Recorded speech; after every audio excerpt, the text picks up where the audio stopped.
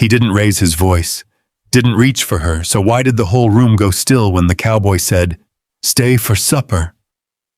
The door slams against the frame, rattling the glass as Naomi turns, breath catching in the cold air. A chair scrapes somewhere behind her. Boots shift. No one speaks. Ethan stands in the doorway, coat dusted with frost, eyes steady like he's been waiting for this exact moment. And her name hangs there, unspoken, between them. Something is about to give, but not the way anyone expects. Tell me, would you stay? The road into Ash Hollow ran dry most of the year, hard-packed dirt with wagon ruts baked in like old scars. By late afternoon, the wind would come down off the ridge and carry dust through every open door in town. It settled on windowsills, on hats, on the front counter of Walker's Supply where Naomi Walker wiped it away twice a day without thinking much about it. The bell above her door didn't ring often. When it did, it was usually for something quick. A length of rope, a tin of nails, a sack of feed dragged across the floor and paid for without much looking up. Most folks kept their eyes on the counter, or on the goods, or somewhere just past her shoulder, like they were searching for something behind her that wasn't there. Naomi didn't ask questions. She wrote in her ledger with a steady hand, neat lines, clean numbers. When a man set his coin down, she counted it once and slid the change back without hesitation. No mistakes. No small talk. She moved through the space like it belonged to her. Because it did. Out back, under the lean-to, a saddle lay open on a wooden stand. The leather was split along the seam, old stitching pulled loose from years of strain. Naomi worked the needle through it with slow, even pulls. The thread bit into the leather and held. Her hands were strong. They knew the work. They didn't rush. A pair of ranch hands passed by the open side of the shop. One of them slowed just enough to glance in. "She's still at it," he muttered. The other didn't stop. "Ain't nothing else she'd be doing." They kept walking. Naomi didn't look up. By sundown, the light shifted to that thin gold that sat low over the hills. The saloon across the street came alive first. Piano keys struck out a tune that never quite held steady, followed by laughter that rolled out into the street and carried on the wind. Walker's Supply stayed quiet. Naomi set the saddle aside and closed the back doors. Inside, she lit the oil lamp. The flame flickered, then steadied, throwing a soft glow across the shelves. She moved behind the counter and opened the drawer. Coins, receipts, a folded scrap of paper with a name she hadn't looked at in months.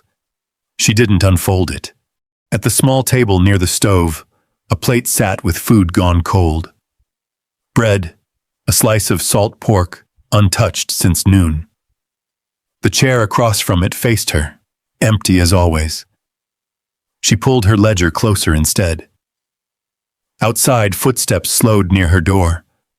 A boy, maybe 8, paused with a stick in his hand. He peered through the window, eyes wide with the kind of curiosity that hadn't learned to hide yet. Naomi looked up just long enough to meet his gaze. He didn't look away.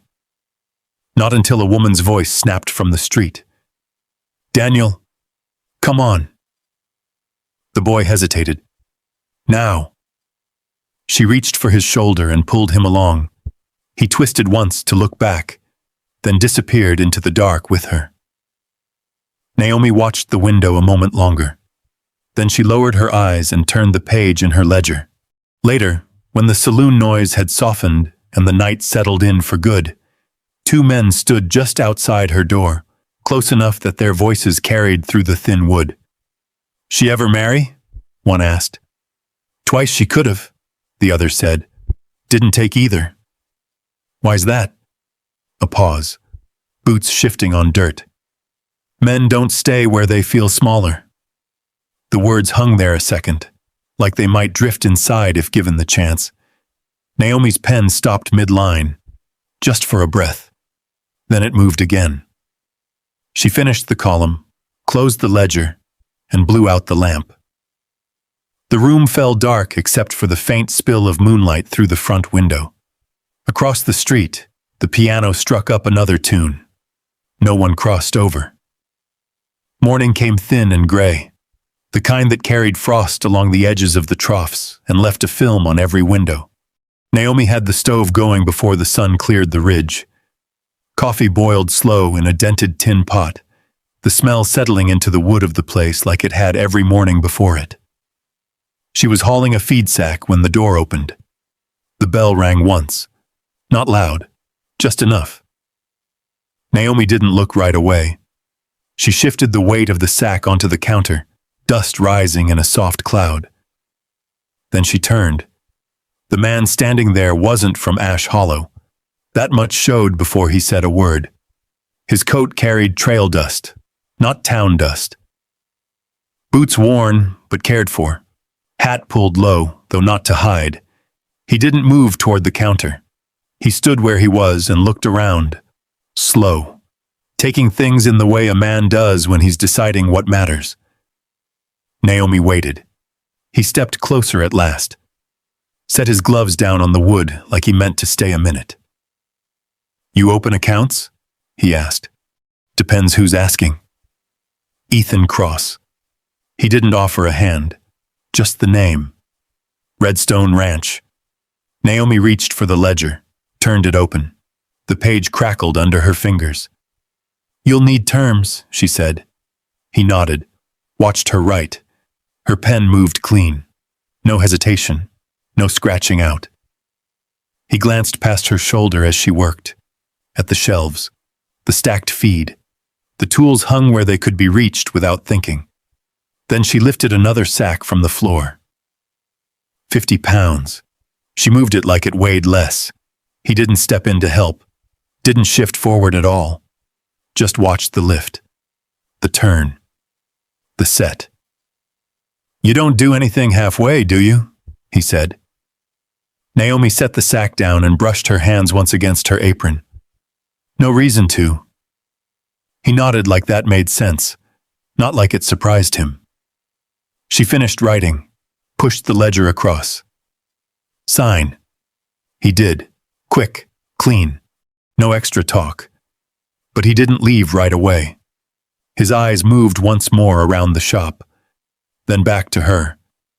"You always this quiet?" he asked. Naomi met his gaze, held it just long enough. "Only when there's nothing to say." A corner of his mouth moved, not quite a smile. He picked up his gloves. "See you," he said. Not goodbye, just that. The bell rang again when he left. Naomi stood there a moment longer than she meant to. Then she turned the page.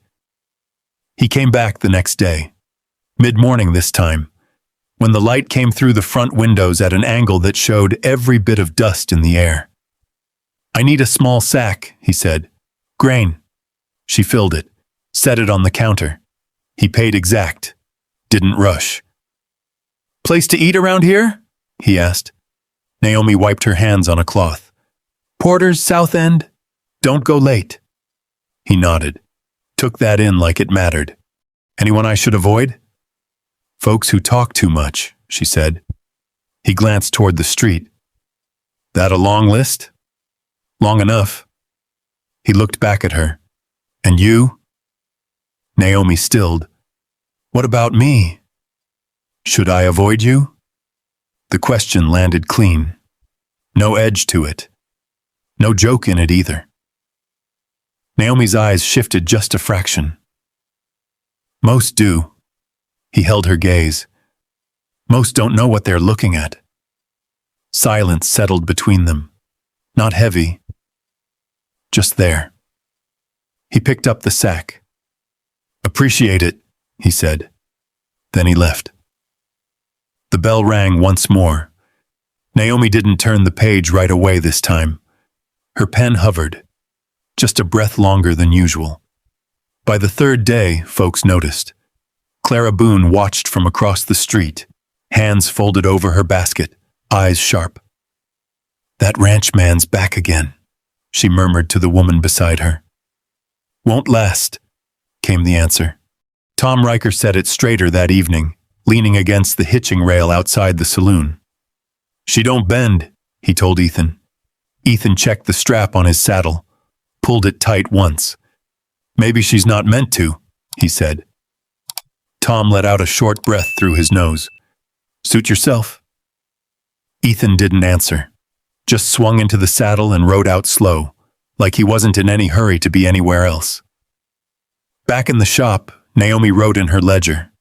The lines stayed straight, but the space between them felt different.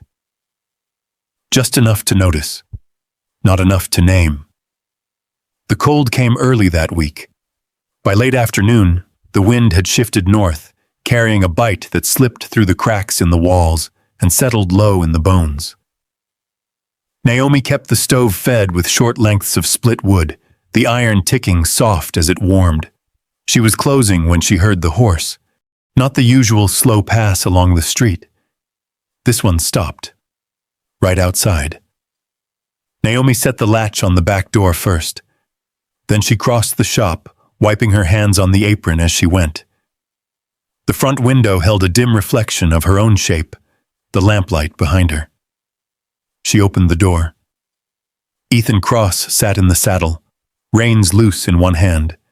His coat carried a line of frost along the shoulders.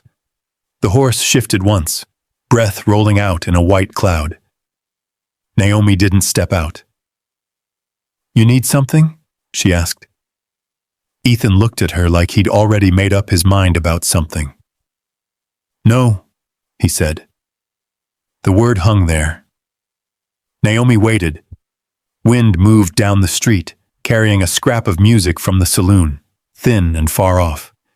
Ethan tipped his head once toward the dark beyond the buildings. "Stay for supper."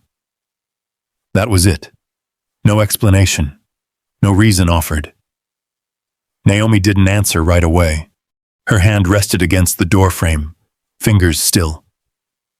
She looked past him, out toward the open stretch of land where the road disappeared into shadow. Then back at him. He didn't press. Didn't fill the silence. Just sat there, waiting. Naomi turned, stepped inside, reached up and untied the apron from around her waist. She hung it on the same nail she used every night, smoothed it once without thinking. "Give me a minute," she said. Ethan nodded. He didn't move until she stepped out and pulled the door closed behind her. They rode without much talk. The road to Redstone Ranch cut along the low ridge, the ground hard under hoof, the sky wide and already deepening toward night. Naomi kept her eyes forward, her hands steady on the reins of the borrowed horse Ethan had brought along without mentioning it. He rode a half-length ahead, not leading, not falling back, just there. The ranch house sat low against the land, a square of light in the dark. Smoke lifted slow from the chimney. A hitching post stood worn smooth from years of use. Inside it was simple. Table, stove, a chair that creaked when Ethan pulled it back. Naomi stood near the door a second longer than needed, taking it in. Then she stepped forward. "You cook?" she asked. "Enough to eat," he said. There was a pot on the stove, something thick, meat and beans by the smell of it. Coffee sat close by, already poured into 2 tin cups. He didn't ask where she wanted to sit, just set a bowl down. Naomi took the chair across from him. They ate. No hurry, no talk. The kind of quiet that doesn't press in. Outside, the wind worked along the walls. Inside, the fire held steady. Naomi set her spoon down after a while. "People say I'm hard to keep," she said. She didn't look up when she said it, just watched the thin line of steam rising from her cup. Ethan didn't answer right away. He leaned back slightly, one hand resting against the table, eyes on her, but not forcing it. "People don't stay long enough to learn," he said. Naomi's fingers tightened once around the handle of her cup, then eased. She didn't laugh, didn't argue, just picked the spoon back up, though she didn't eat. Ethan reached for the coffee pot and poured more into her cup without asking. His hand brushed the edge of the table near hers, not touching. Close enough to feel if you paid attention. He pulled back, didn't look at her when he spoke again. You run that place alone? Yes. You ever think about leaving? Naomi shook her head once. No. Why? She looked up then. For what? Ethan held her gaze a second longer this time. Didn't answer. The fire shifted. A log settled, sending a brief flare of light across the room. Naomi leaned back in her chair, slow. You ask a lot of questions, she said. Only the ones that matter. She studied him a moment, like she was weighing something she hadn't decided to pick up yet. Then she stood. I should head back, she said. Ethan nodded, didn't try to stop her. Outside, the cold had deepened. The horses stamped lightly in place, breath clouding the air. He helped her mount, one hand steady at her elbow. The touch was brief, firm, gone before it could turn into anything else. They rode back the same way, closer this time, not touching, but not keeping the same distance either. When they reached Walker Supply, Naomi slid down from the saddle. Her boots hit the ground with a soft thud. She handed him the reins. Thank you, she said. Ethan tipped his hat once. Anytime. He didn't wait, turned the horse and rode off into the dark. Naomi stood there a moment longer than needed. Then she turned the key in the door and stepped inside. The chair across her table still faced her. The plate was still there. But she didn't sit right away. She moved to the stove, set the kettle on. Her hands were steady, only slower than before, just enough to notice, not enough to name. The cold held through the week. Frost stayed longer in the mornings, clinging to the edges of barrels and fence posts until the sun worked it loose. Naomi opened the shop as she always did. Same time, same motions. The latch lifted, the door swung, the bell gave its one clean ring. But people lingered now. Not inside. Not long. Just enough to look. Clara Boone passed twice that morning, slower than needed, her eyes sliding toward the doorway without turning her head. By noon, a pair of men stood across the street, speaking low, their boots angled toward Walker Supply like they might drift over if given a reason. Naomi kept working. A receipt needed folding, a strap needed cutting, a hinge on the back gate needed tightening. She moved through each task with the same steady pace. Only, she didn't look down the road. Not once. At the saloon that evening, the air ran thick with talk. Smoke and lamplight hung low over the tables, voices rising and falling with the scrape of chairs and the clink of glasses. Ethan stood at the far end of the bar, one hand resting near his cup. He hadn't been there long. Tom Riker leaned beside him. They're saying you've been spending time out there, Tom said. Ethan didn't answer. Tom took a drink, set the glass down harder than needed. You'll leave like the rest, a voice called from behind them. It came from a table near the stove. 3 men sat there, boots stretched out, coats open, the heat drawing them close. Ethan turned his head, didn't step closer. Maybe, one of them added, shrugging. Maybe not, another laughed. Give it time. She runs them off same as always. A pause. Then the third man spoke, quieter. Last one thought he could handle her too. No one said the name. They didn't have to. Ethan set his cup down, slow, deliberate. He didn't raise his voice. Then I'll be the first man who doesn't. The room held still for a second. Not long, just enough. Tom let out a breath through his nose. The man at the table leaned back, a faint smile pulling at one corner of his mouth like he wasn't sure whether to take it seriously. Ethan didn't stay. He stepped out into the cold before the conversation could find its way back to him. Across the street, Walker Supply stood dark. Naomi had already closed. But she had heard. Not all of it. Just enough. She had been at the window when the voices rose. Couldn't make out every word. Didn't need to. Her hands had stilled on the edge of the counter. Then moved again. The next morning, she worked faster. Faster than the day before. Faster than the one before that. A man asked for change. She gave it before he finished speaking. A woman hesitated at the door. Naomi didn't look up. Outside, the road stretched toward Redstone Ranch, pale under the winter light. Naomi kept her eyes on the ledger. Didn't look. Didn't need to. Not until someone spoke. "You gonna lose him too?" The question came soft. Not unkind. Just plain. Naomi counted the coins once, then again. She slid them across the counter. The man took them. Paused like he might say more. Didn't. Left. The door closed behind him with a dull sound. Naomi looked down at the counter. There was one coin too many. She didn't take it back. By afternoon, the wind picked up again, dry, sharp. It rattled the loose board along the side wall and pushed dust through the cracks. Naomi stepped outside to fix it. The hammer struck clean. Once. Twice.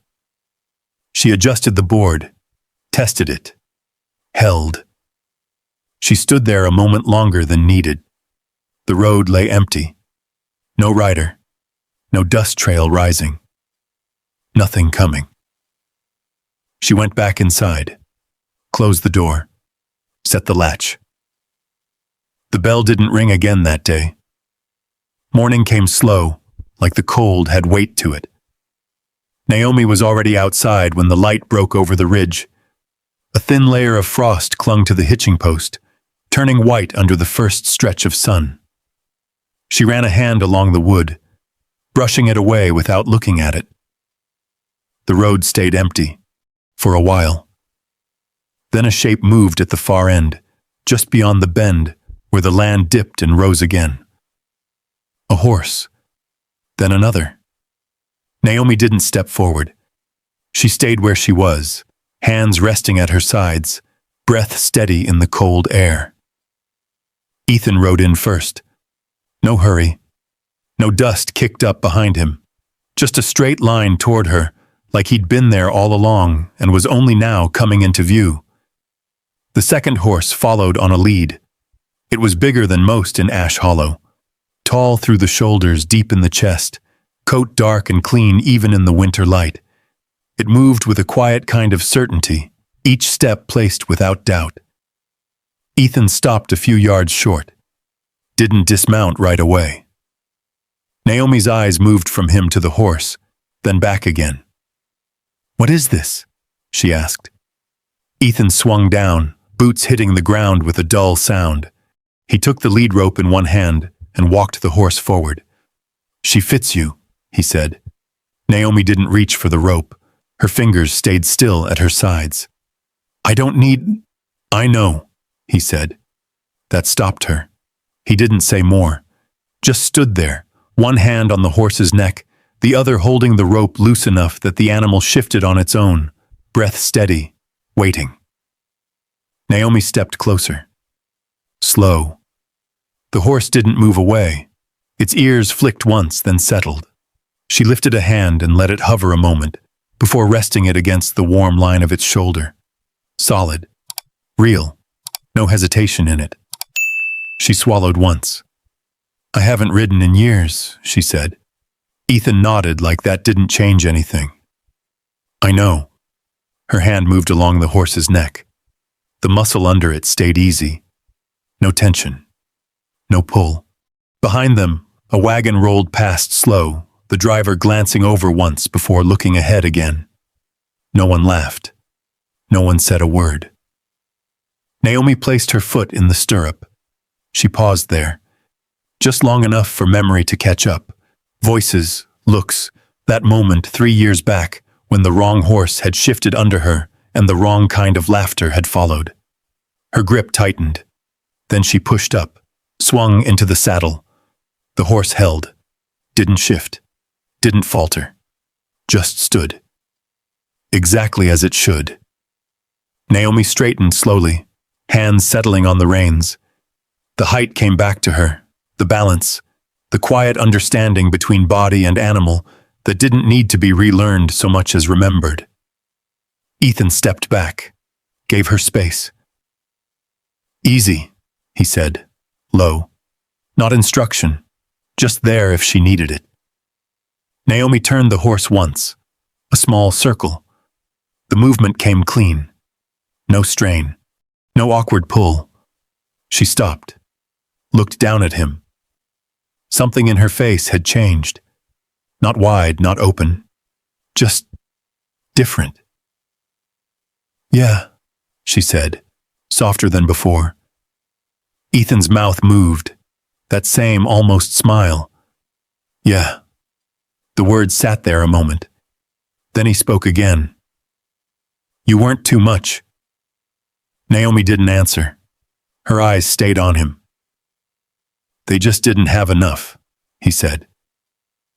The wind moved across the street, light this time. Not sharp, not pushing. Naomi held his gaze. Didn't look away. Not this time. Ethan shifted his weight once, boots pressing into the dirt. "Stay," he said. No build, no speech, just that. Naomi breathed in slow. Let it out. "Ask me right." He nodded. A small thing, but it mattered. He met her where she sat, high in the saddle, steady. "Will you stay?"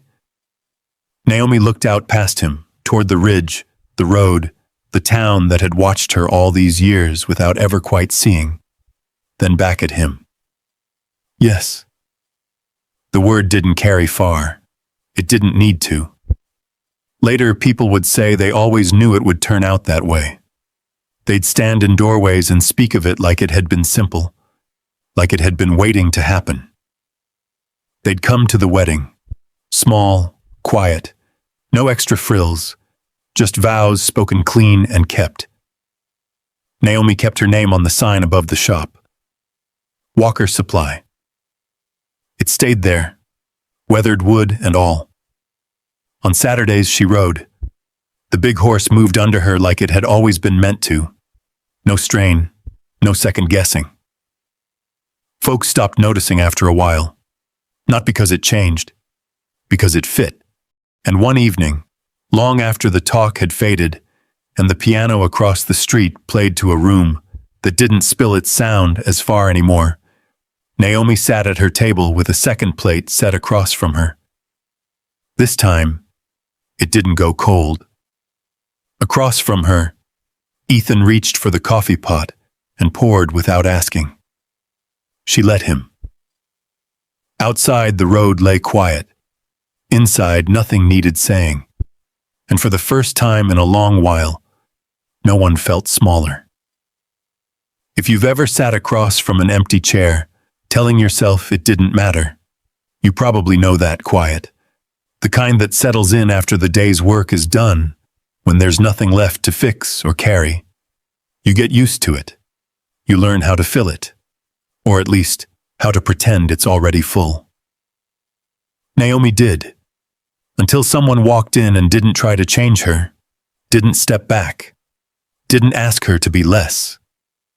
And maybe that's the thing most folks get wrong. It isn't about finding someone who can handle you. It's about finding someone who sees you clearly and doesn't flinch. Somewhere out there, there's a place where you don't have to shrink to fit. A place where your voice doesn't need softening, where your strength doesn't make anyone uneasy. And sometimes, that place isn't a town or a house, it's a person. If this story felt close to home, Tell me where you're watching from. I'd like to know how far these stories travel. And if you want more stories like this, the kind that sit with you a little longer, the kind that remind you what it feels like to be seen, you're always welcome to stay a while longer here.